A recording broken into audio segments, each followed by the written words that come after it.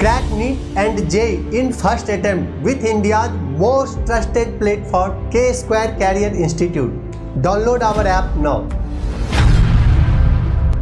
Hello बच्चों, let's read the question. The question says, Statement 1, leaves exhibit marked variation in their shape, size, margin apex and extent of incision of leaf blade. Statement 2, the leaves also get modified into other structures such as tendril spines for climbing and protection respectively. Option 1, statement 1 and 2 both are correct. Option 2, statement 1 and 2 both are incorrect. Option 3, statement 1 is correct and statement 2 is incorrect. Option 4, statement 1 is incorrect and statement 2 is correct. Question में यहाँ पे पूछा गया है कि इन दोनों statements के context में कौन सा ऑप्शन यहाँ पे करेक्ट है.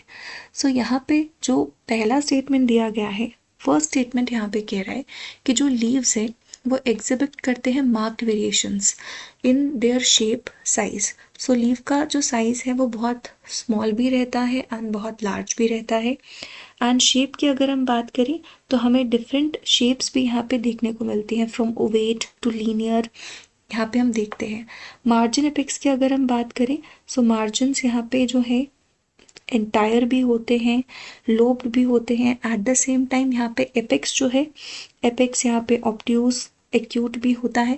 And extent of incisions of leaf blade again हमें palmately and pinnately compound leaves जो है वो यहाँ पे देखने को मिलते हैं.